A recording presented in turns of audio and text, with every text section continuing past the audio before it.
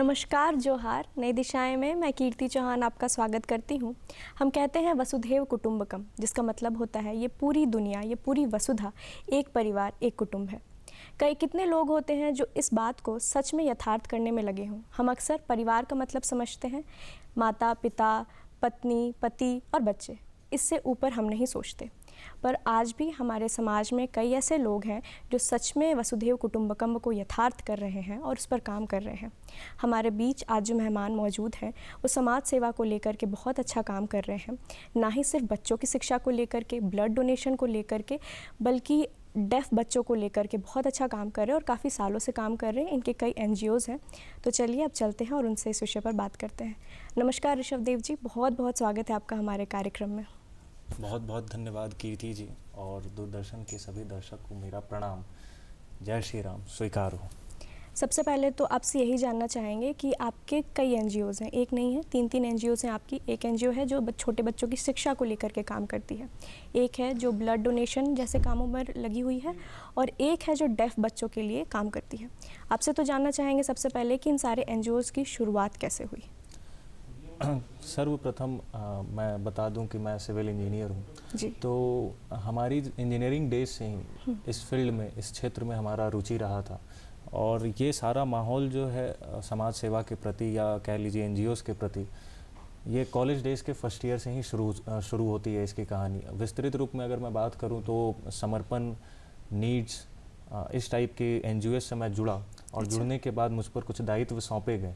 तो कुल मिलाकर के निष्कर्ष ये है कि इंजीनियरिंग में जब मैं गया था तो फर्स्ट ईयर से वहाँ से कारवां शुरू होता है, और ये कारवां बढ़ते बढ़ते फिर अग्निवीर, NACPF जैसे संस्थानों तक पहुंचा। और 2020 में इसका विस्तृत रूप देखने के लिए मिलता है जब मैं धनबाद से इसका अध्यक्ष बनाया जाता हूं। इन सारे एनजीओज़ का एक प्रभार मुझे सौंपा जाता है धनबाद ज़िले से। तो ये चीज़ सारी 2020, 21, 22, 23 तक लगातार इसमें मैं कार्यरत रहा हूँ। जी, आपके एनजीओज़ के बारे में थोड़ा विस्तारित रूप में जानना चाहेंगे, ये कैसे काम करती है इस विषय में जानना चाहेंगे। जी, जैसे अगर मैं सबसे पहले अगर पर्यावरण से मैं शुरू करना चाहूँगा, मैं पर्यावरण से जुड़ा था NACPF। तो NACPF जो है ये एक गवर्नमेंट फंडेड एनजीओ है। ये गवर्नमेंट फंडेड एनजीओ, और ये इनका सबसे बड़ा काम जो है वो हाईवेज़ पर, खास करके जो नवनिर्मित हाईवेज़ है जो हिंदुस्तान में बन रही है, उनमें वृक्षारोपण करना इनका मुख्य उद्देश्य है। और साथ ही साथ सिर्फ हाईवेज पर ही नहीं, वरन समाज में आप लगातार आए दिन देख रहे हैं कि पेड़ की कटाई बहुत तेज़ी से जारी है। हर जगह पर बड़े बड़े कंस्ट्रक्शन करने के लिए पेड़ को काट दिया जाता है। तो हमारी संस्था का उद्देश्य ये है कि जहाँ भी जितनी तेज़ी से कटाई हो रही है वहाँ पर उतनी तेज़ी से पेड़ का लगना भी ज़रूरी है। ये पर्यावरण को बैलेंस करने के लिए बहुत ज़रूरी होता है। तो ये सर्वप्रथम जो है कि काम करती है NACPF हाईवेज पर पेड़ पौधे लगाने के लिए। दूसरी ब्लड डोनेशन जो कैंप चलती है, ये इसकी शुरुआत उत्तराखंड से होती है हमारी। उत्तराखंड में एक नेगी जी हैं जो ब्लड डोनेशन कैंप लगाते थे, और उनसे मैं प्रभावित हुआ। और धनबाद में जब मुझे इसका अध्यक्ष बनाया गया तो मैंने ब्लड डोनेशन कैंप जगह जगह पर लगवाए, साथ ही साथ अपने कॉलेज में भी लगवाया। तीसरी जो एनजीओ जो हमारी होगी समर्पण, वो गरीब बच्चों को, या कह लीजिए समाज के नीडी बच्चों को शिक्षा देने का काम करती है। उसमें टीचर्स होते हैं, वॉलंटियर्स होते हैं, और सारे युवा होते हैं। और सिर्फ गरीब बच्चों को कहने के मतलब कि 5, 6, 7, 8 क्लास की नहीं, वरन इंजीनियरिंग, मेडिकल, इन सारे बच्चों को भी शिक्षा प्रदान की जाती है। और मुझे बताते हुए बेहद खुशी होती है कि समर्पण से पढ़े बच्चे आज के डेट में बहुत जगह पर प्लेस्ड हुए हैं इंजीनियरिंग में। लगभग मैं अगर आंकड़े की बात करूं तो 20 से 25 बच्चे जो हैं वो प्लेस्ड हुए हैं आज के डेट में इंजीनियरिंग से, अच्छे जगह पर गए हैं जो बहुत निम्न स्तर में समाज से आते हैं। और नीड्स की अगर मैं बात करूं तो नीड्स जो है वो बेसिकली डोनेशन वर्क करती है दिव्यांग बच्चों के बीच में और नीडी बच्चों के बीच में। उनका मुख्य उद्देश्य ही है कि जो भी समाज के ऐसे बच्चे जो मुख्य धारा से नहीं जुड़े हुए हैं और जिन पर सरकार की भी ध्यान नहीं है, उन तक हमारी सुविधा उपलब्ध हो, चाहे वो कपड़े के माध्यम से हो, चाहे वो खाने के माध्यम से हो, चाहे वो खिलौनों के माध्यम से हो। अगर छोटे बच्चे हो तो किसी भी प्रकार से उनका बचपन उन तक पहुँचाया जाए, ये हमारा उद्देश्य है।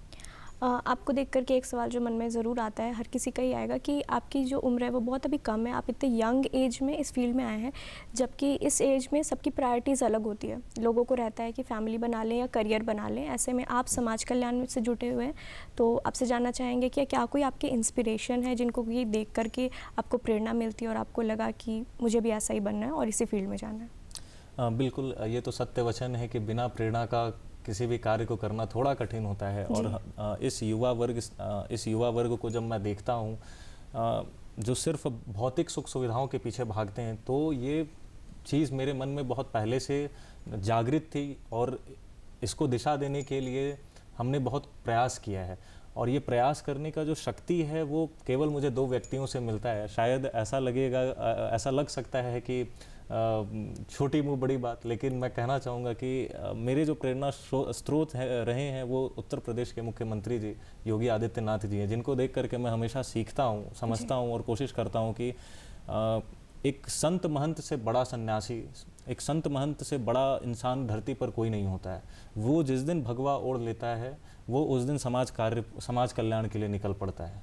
और दूसरे प्रेरणा स्रोत हमारे मोदी जी, और मुझे नहीं लगता है कि आज के तारीख में किसी के लिए भी इनसे बड़ा प्रेरणा स्रोत कोई हो सकता है कि जिस उम्र में वो इंसान इतने ऊर्जावान तरीके से देश के यशस्वी प्रधानमंत्री जी कार्य कर रहे हैं, तो हम सारे युवाओं को इन चीज़ों से सीखने की आवश्यकता है। आपसे जानना चाहेंगे कि फैमिली से आपका सपोर्ट कैसा है, क्योंकि बिना किसी भी सपोर्ट सिस्टम के कोई भी काम करना बहुत मुश्किल है। ऐसे में जब आप थोड़े अलग फील्ड में हैं, ऐसे फील्ड में जो कि ट्रेडिशनल नहीं है, तो फिर फैमिली से आपका कैसा सपोर्ट है?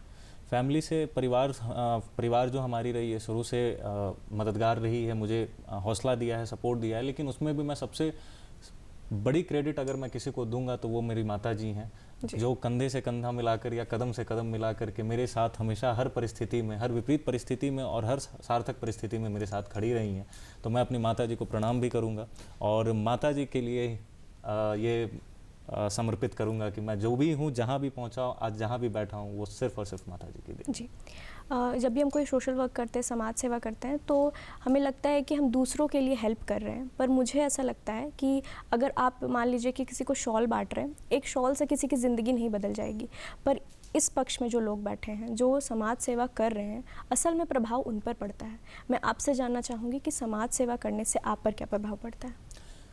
सर्वप्रथम समाज सेवा करने से एक अनुभूति आती है शांति की अनुभूति ही सबसे बड़ी अनुभूति होती है, क्योंकि मानव जीवन का अर्थ ही होता है मानव कल्याण करना। जी। सिर्फ धरा पर पैदा लेकर के किसी चीज़ के पीछे भागना, धन दौलत वैभव, ये ज़रूरी है। मैं ये नहीं कहता कि इनके ये ज़रूरी नहीं होती है, ये सामाजिक स्तर पर बहुत ज़रूरी चीज़ है, होना चाहिए। किंतु इसके अलावा भी हमारा कुछ कर्तव्य बनता है कि मैं अगर इस धर्म में, इस धरा पर, इस मानव जीवन में आया हूँ, तो मैं इसका मूल चुका करके यहाँ से जाऊँ। और मैं अगर आपसे कहूँ कीर्ति जी कि आप इतिहास से 5 धन्ना सेठ का नाम बताइए, तो शायद किसी का भी मस्तिष्क जो है चौंक जाएगा कि अरे ये क्या पूछ लिया। लेकिन अगर मैं कहूँ कि 5 बड़े समाज सेवी या 5 बड़े महाराजा का नाम बताइए, तो शायद किसी को सोचने की ज़रूरत नहीं पड़ेगी। तो ये सीख देती है कि इतिहास हमें हमेशा सिखाता है कि कुछ ऐसा करके जाओ कि तुम्हारे जाने के बाद तुम्हें लोग याद करें। तुम्हारे जीते जी ये आकलन नहीं हो सकता है कि तुम क्या कर रहे हो, ये हो गया तो ईश्वर का परम सौभाग्य। लेकिन अगर ये नहीं होता है तो कुछ ऐसा करके जाओ कि आने वाली संतति, आने वाली पीढ़ी जब पलट कर देखे तो उसे आप पर गर्व हो। जी, आपसे जानना चाहेंगे कि जो संस्थानें हैं आपकी, उसमें जो फाइनेंशियल सपोर्ट है वो कैसे आप उसको प्रोवाइड करते हैं? देखिए, फाइनेंशियल सपोर्ट की जहाँ तक बात करूँ तो ईश्वर की कृपा से मैं खुद ही सेल्फ सफिशिएंट हूँ अपनी एनजीओस को रन करने के लिए। ये हमारे ऊपर महादेव जी की असीम कृपा कह लीजिए या जो कह लीजिए, क्योंकि दो बड़े स्रोत हैं हमारे एनजीओस फंडिंग के। एक तो मेरा स्वयं का कवि होना, मैं हिंदुस्तान के जो भी मंचों पर जाता हूँ, जो भी कवि सम्मेलन में मुझे आशीर्वाद स्वरूप राशि मिलती है वो मेरे एनजीओस को जाती हैं। और दूसरी चीज़ है कि मैंने जब पुस्तक लिखा, मेरी जो पहली पुस्तक आई और फिर नज़्म बने, उसकी जो भी कॉपीज़ सोल्ड हुए वो भी आज तक जो बिक रहे हैं, इवन वर्ल्ड बुक फेयर में भी हमारी पुस्तक लगी। तो ये सारी चीज़ का जो पैसा है ये एनजीओस को जाता है। और तीसरा इसका सबसे बड़ा स्रोत है हमारा स्वयं का विवाह भवन होना। और जो हमारा विवाह भवन है वो उसकी जो फंडिंग होती है, जो भी पैसे आते हैं वो सारी समाज सेवा, समाज कल्याण में ही जाते हैं। और मैं इसमें भी बता दूं कि जो विवाह भवन है हमारी, उसमें बेटियों के लिए कभी आज तक कभी भी कोई पैसे नहीं लिए गए हैं। तो यहाँ से भी एक समाज सेवा मैंने जो कार्य किया वहाँ से एक समाज सेवा निकालने की कोशिश की है कि जहाँ तक मुझसे जो अर्पण हो पाए, जो मैं समाज को दे पाऊँ, वो देना ज़रूरी है। और तीसरी और चौथी जो सबसे बड़ी बात है, गवर्नमेंट की तरफ से भी, जैसे NECPF हो गई, तो गवर्नमेंट की तरफ से भी फंडिंग होती है जिसमें समाज के बड़े बड़े लोगों, इवन बिजनेसमैन्स जो होते हैं, अपने क्षेत्र के जो बिजनेसमैन होते हैं, वो भी इसमें डोनेट करते हैं, फंड देते हैं हम लोगों को। और कुल मिलाकर के ये सिर्फ मेरा NGO या हमारा NGO कहना गड़बड़ होगा, ये वरन पूरे समाज का NGO, समाज मिल करके इसको चला रही है। जी, जब आप डोनेशन की बात करते हैं तो NGOs के डोनेशन को लेकर के एक जो हमेशा ये मिथ रहता है कि इसकी जो पारदर्शिता है वो लोगों को नहीं पता चलती कि इसमें जो डोनेशन आए क्या सच में उससे समाज सेवा हो रहा है या नहीं हो रहा है, इसकी पारदर्शिता नहीं पता चलती है। तो आपसे जानना चाहेंगे कि आपके NGOs की पारदर्शिता आप कैसे मेंटेन करते हैं, कैसे आपका जो पैसा है वो सही जगह पे जा रहा है? हमारी ट्रांसपेरेंसी की जहाँ तक बात रही, तो मेरी केवल 2 ही NGOs हैं जिनको डोनेशन मिलते हैं, और वो डोनेशंस जो होते हैं उनके लिए प्रॉपर वेबसाइट अवेलेबल है, और उन वेबसाइट पर सारी चीज़ें आपको एक क्लिक पर पर्टिकुलरली अलग अलग सेक्शन में सारी चीज़ें मिल जाएंगी।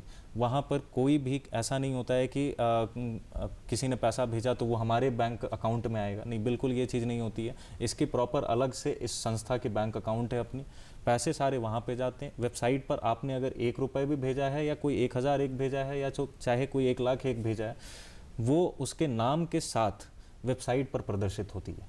जी, आपके संस्थान के कुछ अवार्ड्स या अचीवमेंट्स के बारे में जानना चाहेंगे कि इतने समय तक काम करने के बाद ये कुछ अचीवमेंट्स हैं? बिल्कुल, अचीवमेंट्स जो होते हैं वो हौसला बढ़ाते भी हैं। और मुझे सर्वप्रथम सम्मानित किया गया था जब मैं कॉलेज डेज़ में ही था, और तृतीय ईयर का मतलब 3rd ईयर का मैं छात्र था। तभी अटल गौरव सम्मान से मुझे जयपुर में 2019 में जयपुर सांसद ने सम्मानित किया था। और ये सम्मान 121 लोगों को कुल भारतवर्ष में प्रत्येक वर्ष मिलता है, और मैं अपने कॉलेज से सर्वप्रथम था ये सम्मान लेने वाला। तो आप हमारे कॉलेज वेबसाइट पे भी जाइएगा, Haldia Institute of Technology civil section में, तो आपको हमारी तस्वीर के साथ वो अवार्ड की मिल जाएगी तस्वीर आपको। जी, टाइम मैनेजमेंट की अगर बात करें, क्योंकि आपने बताया आप सिविल इंजीनियर हैं और अभी भी आप जॉब कर ही रहे हैं, तो दोनों काम जो है वो कैसे बैलेंस होता है, टाइम कैसे मैनेज करते हैं आप? देखिए, सिविल इंजीनियरिंग की जहाँ तक बात है, तो सिविल इंजीनियरिंग मैंने किया ही इसलिए था कि मेरी हमेशा से उद्देश्य रही है कि कभी भी किसी चीज़ के पीछे भागना नहीं है, चाहे वो नौकरी हो, चाहे कोई भी जीवन का पक्ष हो, उसके पीछे भागना नहीं है। मेरी सोच हमेशा से रही है कि मैं रोज़गार कैसे क्रिएट कर सकता हूँ। रोज़गार लेना मेरा मकसद कभी नहीं रहा है, क्योंकि यथार्थ ये है 21वीं सदी की कि आज के डेट में, मैं ऐसा नहीं कहता कि कोई महात्मा या परमात्मा बनना चाहता है, लेकिन आज के डेट में यथार्थ सत्य ये है कि जो रोज़गार देगा इस धरा पर वो याद रखा जाएगा, वरन रोज़गार लेने वाले से, क्योंकि रोज़गार क्रिएट करना आज के डेट में बहुत मुश्किल काम हो गया। तो मैंने सिविल इंजीनियरिंग, लोग कहते हैं कि मैंने सिविल इंजीनियरिंग करके प्लेसमेंट ली, मैंने सिविल इंजीनियरिंग करके अपना विवाह भवन बनाया, और उस विवाह भवन से जो मेरी कमाई होती है वो सारी मैंने NGOs को लगाई। तो ये हमारा सोच रहा शुरू से, तो इसलिए मैं स्वतंत्र रूप से काम कर रहा हूँ इस पर। तो मुझे बहुत ज़्यादा प्रेशर फील नहीं होती है कि कभी भी मुझे इस क्षेत्र में ये भी संभालना, ऑफिस भी संभालना है, या फिर मुझे समाज सेवा भी देखनी है। जी, झारखंड की शिक्षा स्थिति की अगर बात करें, क्योंकि आपकी जो एक संस्थान है वो छोटे बच्चों की शिक्षा को लेकर के भी काम करती है, तो इतने समय से अगर आप इस विषय पर काम कर रहे हैं, तो आपको क्या लगता है कि झारखंड में कैसी शिक्षा स्थिति है? शिक्षा स्थिति की अगर मैं बात करूं तो झारखंड में शिक्षा में बहुत सुधार की आवश्यकता है। हम आज़ादी के 75 साल तक बहुत दूर चल कर के आए हैं, लेकिन मुझे ऐसा लगता है कि शायद इस शिक्षा नीति और इस परिवेश से बाहर निकलना अब समय की मांग है। और अगर ऐसा नहीं करते हैं तो कहीं ना कहीं हम और प्रदेश के मुकाबले, अपने ही देश में और प्रदेश के मुकाबले बहुत पीछे रह जाएंगे। और कहीं ना कहीं ये होती है हम लोगों के साथ, क्योंकि झारखंड, और सिर्फ झारखंड नहीं, झारखंड के पड़ोसी राज्य अगर बिहार की भी मैं बात कर लूँ, तो शायद झारखंड बिहार दोनों का ऐसा हो चुका है कि कहीं भी हम लोग जाते हैं तो एक सरकारी मजदूर, एक सरकारी नौकर तक का ठप्पा लग करके रह गया है। तो शिक्षा की ये स्थिति जो हमारे अंदर क्रिएट कर दी गई है, उससे बाहर निकलना बहुत ज़रूरी है। हमें ये जानना ज़रूरी है कि पढ़ाई का मतलब किसी रोज़गार, किसी डिग्री से लेना देना नहीं है।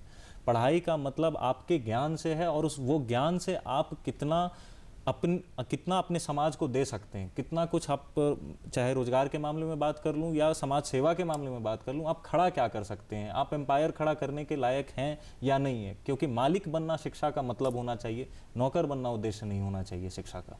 जी, आपकी जो संस्थान है आप उसमें बता रहे थे कि जो फाइनेंशियल सपोर्ट है उसके लिए आप जितने भी पोइट्रीज़ करते हैं और उससे जो भी धनराशि आती है वो भी आप उसमें लगाते हैं, तो उस विषय पर भी अगर आना चाहें तो पोइट्री में जो आपका इंटरेस्ट है वो कब और कैसे डेवलप हुआ? कविता ऐसा है कि कविता जो मेरे अंदर आई वो परंपरागत तरीके से नहीं आई है, ना ही मैं कह लूँगा कि वो सिचुएशन के अकॉर्डिंग आई है। कविता हमारे अंदर एक प्रेरणा बन कर के आई है, एक हथियार बन कर के आई है। और कविता मेरी कभी भी मजबूरी नहीं रही कि मुझे लिखना था इसलिए मैंने लिखा। कविता मेरे लिए शुरू से अभिमान की चीज़ रही, स्वाभिमान की चीज़ रही, और इसके माध्यम से मुझे ऐसा लगा कि मैं जनता तक पहुंच सकता हूं। मेरी आवाज़ जो है सार्थक रूप से जनता तक पहुंचेगी, क्योंकि माइक पर खड़ा होकर चिल्लाना, भाषण देना और माइक पर खड़े होकर के कोई ज्ञान की बात से आप जनता तक अपनी बात अगर पहुंचा पा रहे हैं तो ये बहुत बड़ी बात होती है। तो मैंने कविता को अपने अंदर तप के माध्यम से समाहित किया है। मुझसे अगर कोई कह दे कि आप कॉपी कलम लेकर के कविता लिख करके दिखाइए, तो शायद मुझसे ये संभव नहीं है। और ये बात मैं ऑन कैमरा कह रहा हूँ कि कवि होने के बावजूद मुझसे ये संभव नहीं है कि मैं कलम और डायरी उठा करके कविता लिख दूँ। लेकिन मुझे कविता लिखने के लिए, शायद एक कविता लिखने के लिए 1 साल की भी ज़रूरत मुझे पड़ सकती है। क्योंकि कविता का मतलब वो नहीं होता है कि सिर्फ आप पेज भरते चले जा रहे हैं, आपको मंच मिलते चले जा रहा है, आप चिल्लाते चले जा रहे हैं। नहीं, कविता एक समाज की जिम्मेदारी होती है। कवि सूर्यकांत त्रिपाठी निराला जी थे, जिन्होंने मंदिर के बाहर दम तोड़ दिया, उनको सरकार पूछने तक नहीं आई। लेकिन आज आप उनका वैभव देखिए कि 200 साल बाद, 100 साल बाद उनका वैभव, सूर्यकांत त्रिपाठी निराला आज कहाँ से कहाँ पहुँचे। गोपाल सिंह नेपाली जी को देख लीजिए, जो कहाँ से कहाँ पहुँचे। तो कहने का मतलब ये है कि कविता कभी भी दिखावे की चीज़ नहीं होती है। कविता एक समाज सेवा का चीज़ है, एक जनता को जागरूक करने की चीज़ है, राजनीति को संभालने की चीज़ है। तो मैं समझता हूँ कि मानव, गोपाल दास नीरज जी की पंक्ति 2 पंक्ति मैं कह देता हूँ कि मानव होना भाग्य है, कवि होना सौभाग्य है। जी, आप वीर रस के कवि हैं, तो और आज हमारे जो दर्शक देख रहे हैं, यदि आप उनको कोई कविता सुनाना चाहें तो क्या होगी? जी, सर्वप्रथम तो मैं 4 पंक्तियाँ पढ़ता हूँ कि मेरी अभिव्यक्ति को स्वीकृति आपने दी है, मेरी अभिव्यक्ति को स्वीकृति आपने दी है, स्वीकृति को आत्मसार कीजिए। ये महफिल, ये मंच, ये महफिल, ये मंच, ये समा सब आपसे रोशन है, अतः आप सब मेरा प्रणाम स्वीकार कीजिए, अतः आप सब मेरा प्रणाम स्वीकार कीजिए। और वीर रस की एक छोटी सी कविता है जो मैं आप सबके समक्ष रखता हूँ, क्योंकि युवाओं का कवि कहलाता हूँ, युवाओं के लिए लिखता हूँ। तो केवल 4 पंक्तियाँ मैं आप सभी के सामने रखूँगा कि गिर पड़े हैं जो धरा पे और हो गए आसमानी, गिर पड़े हैं जो धरा पे और हो गए आसमानी, याद उनको भी कीजिए दे गए जो वतन के लिए कुर्बानी। थी वतन से मोहब्बत जिनको और तिरंगा राजधानी, है गर्व हिमालय को भी आप पर, है गर्वित माँ गंगा का पानी, है गर्वित माँ गंगा का पानी। हो गई दफन जिनकी राखी बर्फीली चोटियों में, और सिंदूरी स्वप्न भी हुए दफन रेतीली माटियों में। याद है मुझको तेरी हर बातें, मेरी अधरों पर तेरी निशानी, गर्व है मांग के सिंदूर को भी, कह रहा आँखों का पानी। चाहत उनकी और कुछ भी नहीं थी सिवाय इसके, हो कफन में तिरंगा और ओजस्वी दिखे पेशानी। फिर आऊँगा धरा पर माँ निभाने मैं अपनी वाणी, माँ भारती के लाल है गर्व तुम पे, अमर रहे तेरी कहानी, अमर रहे तेरी कहानी। फिर से चाहत यही कि तू खेले मेरे घर आंगन में, फिर से चाहत यही कि तू खेले मेरे घर आंगन में। फिर से चाहूँ मैं सुनना टाप तेरे नन्हे कदमों की आंचल में, ये ना सोचना लला कि मैं कमज़ोर पड़ गया हूँ, तेरे शौर्य तेज के आगे भाव विभोर हो गया हूँ। झुके ना मस्तक माँ भारती का, लहराए यूं ही चुनर धानी, याद उनको भी कीजिए जो दे गए वतन के लिए कुर्बानी, जो दे गए वतन के लिए कुर्बानी। बहुत ही अच्छी कविता थी और आपकी प्रस्तुति भी बहुत अच्छी थी। अगर आपके कवि ही होने पर आएँ तो अभी तक एज अ पोएट आपको क्या कुछ अवार्ड्स और अचीवमेंट्स मिले? कविता के रूप में माता सरस्वती का बहुत आशीर्वाद हमारे ऊपर रहा है, महादेव जी की बहुत कृपा रही, और इसी कृपा के कारण हमें सर्वप्रथम सबसे पहला जो अवार्ड मिला था, ये इसी रांची की, झारखंड की धरती रांची में मुझे सम्मानित किया गया था। राष्ट्र कवि संगम के मंच पर सर्वप्रथम मुझे दस्तक पढ़ने का मौका मिला था, और दस्तक से जो कवि चुनाते हैं वो दिल्ली जाते हैं, लाल किला पर कविता पाठ करते हैं। अच्छा। और मैं शायद 3 बार दस्तक लगातार झारखंड से पढ़ने वाला कवि हूँ। 2020 में भी मैंने दस्तक पढ़ा, 2021 में भी पढ़ा और 2022 में भी मैंने दस्तक पढ़ा। साथ ही साथ मुझे नीरज काव्य सम्मान, रानी लक्ष्मीबाई काव्य सम्मान और कवि कुंभ जैसे हिंदी साहित्य सम्मान, साहित्योदय सम्मान, ये सारे सम्मानों से मुझे नवाजा गया है, और मैं इसके लिए माता सरस्वती का हमेशा ऋणी रहूँगा, क्योंकि ये उनके बिना कुछ भी संभव नहीं है। अगर आपके समाज सेवा पर ही आएँ और आपके संस्थानों की अगर बात करें, तो कोई ऐसा एक मोमेंट जब आपको ऐसा लगा हो कि यहाँ पे जितना भी काम हो रहा है वो बहुत सही डायरेक्शन में जा रहा है? ऐसे हमारे जीवन में 2 मौके आए जब मुझे लगा कि ये काम, जब मैंने जो मुझसे ईश्वर ने करवाया है, ईश्वर, क्योंकि मेरा ऐसा मानना है कि ईश्वर अपने इंसान को स्वयं चुनते हैं, अपने भक्त को वो स्वयं चुनते हैं। हमें हमारे चाहने से इस धरा पर कुछ भी नहीं होता है, कुछ भी संभव नहीं है। तो ऐसे 2 इंसिडेंट हमारे पास आए। जब पहला इंसिडेंट हुआ था, जब हमारी पुस्तक की पैसे जब मैंने डोनेट किया था, तो हमारे कॉलेज के चेयरमैन श्रीमान लक्ष्मण सेठ जी बहुत अप्रिशिएट किए थे पूरे कॉलेज के सामने। तो मुझे ऐसा लगा कि ये जो चीज़ हो रहा है बहुत ही सही डायरेक्शन में हो रहा है। और दूसरी चीज़ जब हुई थी कि सांसद महोदय निशिकांत दुबे जी ने जब अप्रिशिएट किया था कि आप जो कार्य कर रहे हैं वो सही दिशा में जा रही है, बहुत सारे बच्चे लाभान्वित हो रहे हैं, तो वो हमारे लिए बहुत बड़ी बात थी। जी, आप बता रहे थे कि आपके इंस्पिरेशन कौन है, क्या कुछ कभी आपको किसी ने कहा हो कि आप उनके इंस्पिरेशन हो, क्योंकि इतने यंग होकर के आप इस फील्ड में काम कर रहे हैं? देखिए, ऐसा बहुत बार हुआ है, लेकिन मैं ऐसा मानता हूँ कि मैं इस सवाल के लिए अभी बहुत छोटा हूँ, और अभी तो बहुत लंबा सफ़र तय करना है। और मकसद कभी ये नहीं रहा कि खुद को बड़ा दिखाना है या छा जाना है। मैंने कब चाहा कि मैं दुनिया पर छा जाऊँ, किसी सुंदरी के दिल को लुभाऊँ या दूरदर्शन पर आ जाऊँ। ये जो भी हो रहा है आज, सारी चीज़ें ईश्वर की कृपा है, महिमा है, और जो हमें चाहते हैं उनका प्यार बरकरार रहे। सीख यही रहेगी कि युवा को कैसा होना चाहिए। बस मेरा मकसद ये नहीं है कि मैं सिर्फ आकर के भाषण दूं, मकसद ये है कि मैं स्वयं वो चीज़ करके दिखाऊं, क्योंकि बोलने वालों की कमी नहीं होती है, करने वालों की समाज में कमी होती है। कीजिए, स्वतः आपको जवाब मिलते चले जाएगा। जिनको आपके पथ पर चलना है वो स्वतः चलेंगे।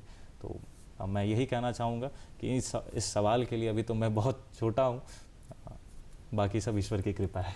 जी, आज जो हमारे दर्शक देख रहे हैं उनको समाज सेवा से लेकर के अगर आप कुछ कहना चाहेंगे तो वो क्या होगा? यही कहना चाहूँगा कि कभी भी 2 रास्ते पे मत चलिए। अगर राष्ट्र की चिंता है तो सिर्फ राष्ट्र की बात कीजिए, और अगर स्वयं की चिंता है तो स्वयं की ही चिंता कीजिए। और मैं हमेशा कहता हूँ कि स्वार्थी होना गलत नहीं है, क्योंकि जब आप इसके संस्कृत में संधि विच्छेद करते हैं तो स्वार्थी का मतलब होता है स्वजोड़ अर्थी, यानी कि स्वयं का अर्थ जानने वाला। स्वजोड़ अर्थी, तो स्वयं का अर्थ जो नहीं पहचानेगा, जो स्वयं का अर्थ नहीं जानेगा, वो दुनिया का भी अर्थ नहीं जान सकता है। इसको नकारात्मक सेंस में ना लेकर के युवा से मैं कहूँगा कि सकारात्मक सेंस में लीजिए। पहले स्वयं का अर्थ पहचानिए और उसके बाद समाज का अर्थ पहचानने का कोशिश कीजिए। तो मैं कुल मिलाकर के यही कहना चाहता हूँ युवा वर्ग से कि दिखावे की ज़िंदगी से थोड़ी सी दूर रहिए, और समाज सेवा में अगर आप आना चाहते हैं तो पूरे तन मन के साथ आइए, क्योंकि ये एक जिम्मेदारी की काम होती है। ये कोई फ़ोटो या फ़ोटोबाजी या सोशल मीडिया पर छाने का काम बिल्कुल भी नहीं है। ये चुपचाप से समाज को कुछ देने का काम है। जी, नई दिशाएं में हम हमेशा ऐसे मेहमानों को बुलाते हैं जो समाज में किसी न किसी तरीके से पॉजिटिव चेंज लाने के लिए प्रयासरत हों। आज आप कैसे कह सकते हैं कि आपकी जो संस्थान है या जो आपका काम है वो समाज में एक पॉजिटिव चेंज लेकर के आ रहा है? क्योंकि जब चीज़ें ऐसी होती है कि जब हम अपने रिज़ल्ट को देखते हैं, हमेशा एक बात मैं कहता हूँ कि प्रोसेस ओरिएंटेड रहिए, और प्रोसेस से जब गुजरते हैं तो ही रिज़ल्ट का, अगर आप सही प्रोसेस से गुजर रहे हैं तो आपका रिज़ल्ट आना तय होता है। और जब भी रिज़ल्ट आती है, जब भी किसी बच्चे का कहीं पे सिलेक्शन होता है, कहीं पर किसी की ज़िद पूरी कर दी जाती है, कहीं पर कोई मुख्य धारा से जुड़ जाता है, और वो एप्रिसिएशन बन करके जब सामने आता है तो सच में लगता है कि समाज बदल रहा है। समाज में कुछ अच्छे मैं ऐसा नहीं कहूँगा कभी भी कि समाज में सिर्फ नकारात्मक चीज़ें ही होती हैं, नहीं, समाज में बहुत सारी सकारात्मक चीज़ें होती हैं, और हर कदम पर ऐसे लोग हैं जो सकारात्मकता के साथ समाज को लेकर के चलते हैं। और हर कदम पर मेरी ये कृपा रही है ईश्वर की मुझ पर कि मुझे हर कदम पर ऐसे लोग ही मिले हैं जिन्होंने बताया है कि आपका कार्य सराहनीय है। कहीं ना कहीं चाहे झारखंड हो, बिहार हो, उत्तर प्रदेश हो, उड़ीसा हो, पैन इंडिया की मैं बात कर लूँ अगर केवल दक्षिण भारत को छोड़ दूँ तो ये लोग कहीं ना कहीं से खबर ज़रूर आती है कि आपका किया गया कार्य जो है सामने आ रहा है, खास करके ब्लड डोनेशन के मामले में, खास करके NECPF के मामले में जब पर्यावरण बचाने के लिए जब कोई कार्य किया जाता है तो उसकी गूंज दूर तक जाती है। जी, बहुत बहुत शुक्रिया ऋषभ जी हमारे साथ जुड़ने के लिए और इस विषय पर चर्चा करने के लिए। बहुत बहुत धन्यवाद कीर्ति जी। धन्यवाद। आपके आने से मुझे लगता है कि लोगों को समाज सेवा से लेकर के आज ज़रूर मोटिवेशन मिली होगी। इसी तरीके से हर हफ्ते हम अलग अलग मेहमानों से बातचीत कराते रहते हैं आपकी। आज के लिए बस इतना ही। हमारा आज का जो कार्यक्रम है वो आप दूरदर्शन झारखंड के यूट्यूब चैनल DD झारखंड पर जाकर के देख सकते हैं। इसके अलावा अब हम टाटा स्काई पर भी आ चुके हैं, तो आप हमें 1145 चैनल नंबर पर देख सकते हैं। मुझे दीजिए इजाज़त, मैं मिलूँगी आपको नई दिशाएँ की अगली कड़ी में। तब तक के लिए जोहार।